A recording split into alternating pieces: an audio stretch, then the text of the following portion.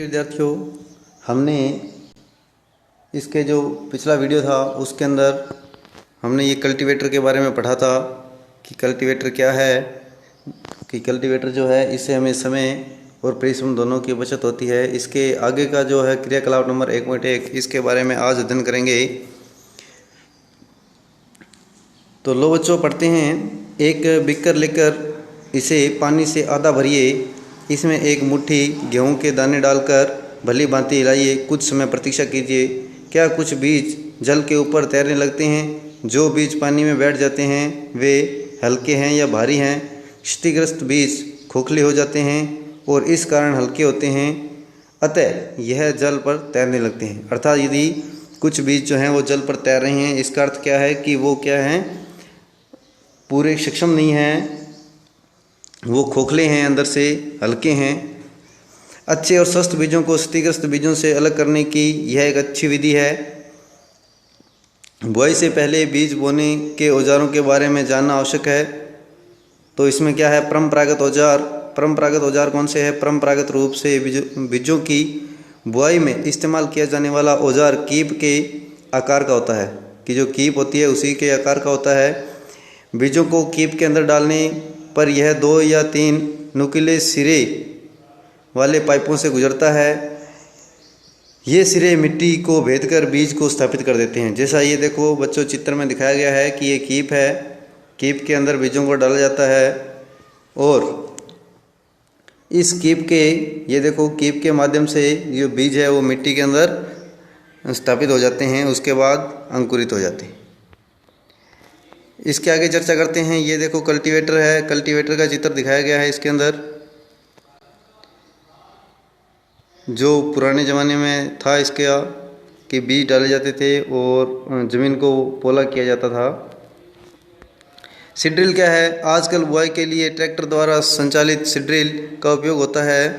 इसके द्वारा बीजों को समान दूरी, समान गहराई बनी रहती है। यह सुनिश्चित करना है कि बुआई के बाद बीज मिट्टी द्वारा ढक जाएं।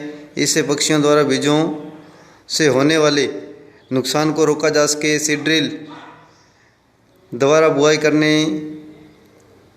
से समय और परिश्रम दोनों की क्या होती है, बचत होती है। आजकल जो है वो ट्रैक्टर द्वारा बिजाई होती है, जो मशीन होती है उसको ही सीड-ड्रिल बोला जाता है। मेरे विद्यालय के समीप एक पौधशाला यानी कि नर्सरी है। मैंने देखा कि पौधे छोटे छोटे थैले में रखे हैं। वे इस प्रकार क्यों रखे जाते हैं? तो धान जैसे कुछ पौधों के बीज को पहले प्रयोगशाला में उगाया जाता है, कि जो प्रयोगशाला है उसमें पहले उगाया जाता है।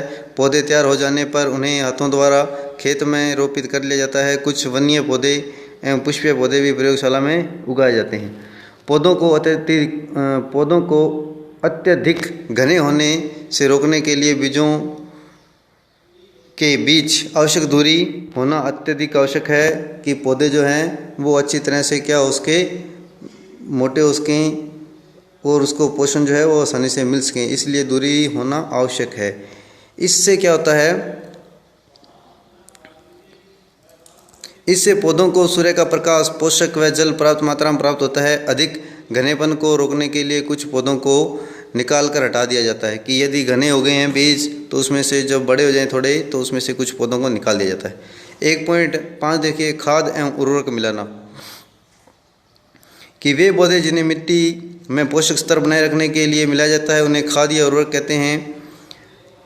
मैंने एक खेत में उगने वाली स्वस्थ फसल पौधों को देखा है, जबकि पास के खेत में पौधे कमज़ोर थे। कुछ पौधे अन्य पौधों की तुलना में ज़्यादा अच्छी तरह से क्यों उग जाते हैं, इसके बारे में चर्चा करते हैं। मिट्टी फसल को खनिज पदार्थ प्रदान करती है। जो मिट्टी है वो फसल को क्या करती है, खनिज पदार्थ प्रदान करती है।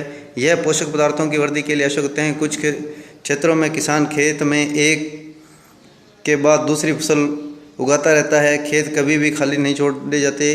कल्पना कीजिए कि पोषकों को का क्या होता है कि यदि खेत खाली नहीं है तो पोषक जो हैं वो मिलते रहेंगे और मिट्टी की उर्वरता जो है वो घटती रहेगी। लगातार फसल के उगने से मिट्टी में कुछ पोषकों की कमी आ जाती है। इसकी क्षति को पूरा करने के लिए किसान खेतों में खाद डालते हैं। यह प्रक्रम खाद देना कहलाता है। अपर्याप्त खाद देने से पौधे क्या हो जाते हैं, कमज़ोर हो जाते हैं।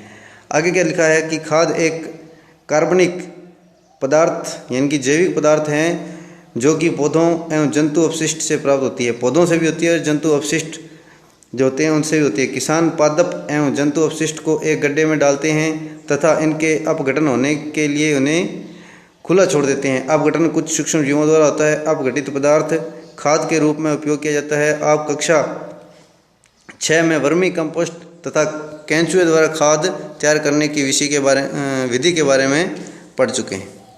1.2 इसका क्रियाकलाप है। मूंग तथा चने के बीज लेकर उन्हें अंकुरित कीजिए। इनमें से एक ही आकार वाले 3 वनोद्भिद छांटिए। अब 3 गिलास तथा ऐसे ही पात्र लीजिए। इन पर ABC निशान लगाइए।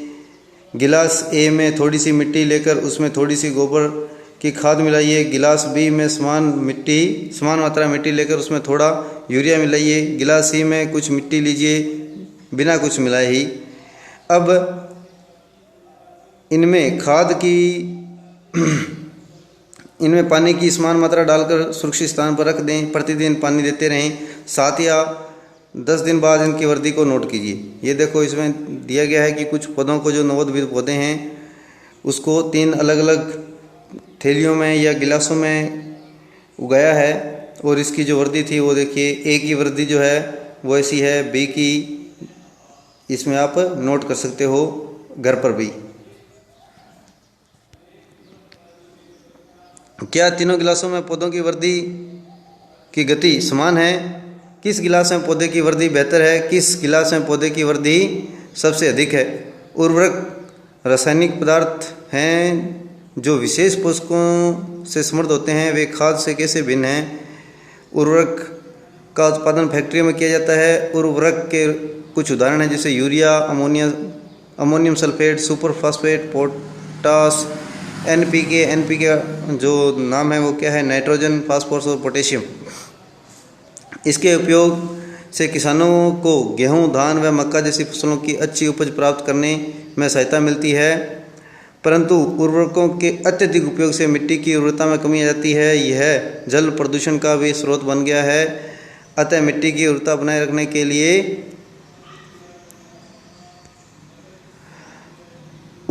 रखने के लिए हमें उर्वरकों के स्थान पर जैविक खाद का उपयोग करना चाहिए तथा 2 फसलों के बीच में खेत को कुछ समय के लिए बिना कुछ उगाए छोड़ देना चाहिए। खाद के उपयोग से मिट्टी के गठन एवं जल अवशोषण क्षमता में भी वृद्धि होती है। इससे मिट्टी में सभी पोषकों की प्रतिपूर्ति हो जाती है। मिट्टी में पोषकों की प्रतिपूर्ति का अन्य तरीका है फसल चक्र, कि यह एक फसल के बाद खेत में दूसरी किस्म की फसल एकांतर क्रम में उगाकर किया जाता है। पहले उत्तर भारत में किसान फलीदार चारा एक ऋतु में उगाते थे तथा गेहूं दूसरी ऋतु में। इससे मिट्टी में नाइट्रोजन का पूर्ण होता रहता, यानी नाइट्रोजन जो है वो क्या पूर्ण हो जाता था। किसानों को इस पद्धति को अपनाने के लिए प्रोत्साहित करना चाहिए। पिछली कक्षा में आप राइजोबियम बैक्टीरियम के विषय में पढ़ चुके हैं। यह फलीदार पौधों की जड़ों की ग्रंथियों में पाए जाते हैं और वायुमंडलीय नाइट्रोजन का क्या करते हैं? स्थिरीकरण करते हैं। ये देखो उर्वरक व खाद है, इसमें अंतर दिखाया गया है। उर्वरक और खाद क्या है? उर्वरक एक अकार्बनिक लवण है, जबकि खाद क्या है? खाद एक प्राकृतिक पदार्थ है जो गोबर, मानव अपशिष्ट, पौधों के अवशोषण के अपघटन से प्राप्त होता है। नंबर 2 क्या लिखा है कि उर्वरक का उत्पादन फैक्ट्रियों में होता है, जबकि खाद जो है वो खेतों में बनाई जाती है, जैसे गड्ढा खोदकर उसके अंदर ये अपशिष्ट पदार्थ डालकर। नंबर 3 है उर्वरक से मिट्टी को ह्यूमस प्राप्त नहीं होता है, जबकि खाद से मिट्टी की ह्यूमस प्रचुर मात्रा में प्राप्त होती है। ह्यूमस होती है कि ज़मीन जो है वो नीचे पूरी बैठती नहीं है, ज़मीन क्या होती है? पोली हो जाती है, जिससे क्या है कि जो जड़ है फसल की वो अधिक गहराई तक जा सकती है।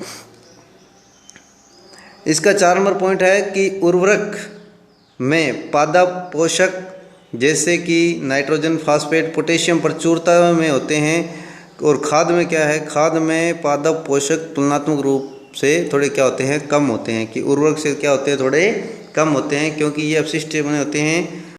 खाद में जो पोषक होते हैं तुलनात्मक रूप से होते हैं, क्योंकि इसके अंदर अवशिष्ट से मिले होते हैं, जबकि उर्वरक में क्या है कि समान मात्रा में इसको मिलाया जाता है। तो सारणी 1.1 में उर्वरक के खाद के बीच में अंतर बताए गए हैं। अब देखो खाद के लाभ क्या क्या हैं। जैविक खाद उर्वरक की अपेक्षा अधिक अच्छी मानी जाती है। इसके कारण क्या क्या हैं। इससे मिट्टी में जल धारण क्षमता में वृद्धि होती है, नमी ज़्यादातर बनी रहती है। इससे मिट्टी भुरभुरी एवं सरंध्र हो जाती है, जिसके कारण गैस विनिमय सरलता से होता है। इससे जो मित्र है जीवाणुओं की संख्या में वृद्धि होती है। मित्र जीवाणु कौन से होते हैं, जैसे केंचुआ हो गया, ये क्या है किसान का मित्र है, इसकी क्या हो जाती है वृद्धि हो जाती है। इस जैविक खाद से मिट्टी का गठन सुधर जाता है, जो मिट्टी है उसका क्या हो जाता है सुधार हो जाता है। इसके बाद इसका पॉइंट है 1.6 सिंचाई। सिंचाई जो है वो अपने कल करेंगे। आज के लिए इतना ही। तो इसके बारे में जो इसके प्रश्न उत्तर हैं वो इसके बाद करेंगे, कि जब ये लेसन ख़त्म हो जाएगा तो इसके जो प्रश्नों के उत्तर है वो भी आप लोगों को बताया जाएगा। तो आप इसे ध्यान से पढ़ते रहें और अपनी नोटबुक में जो कार्य है वो करते रहें। धन्यवाद।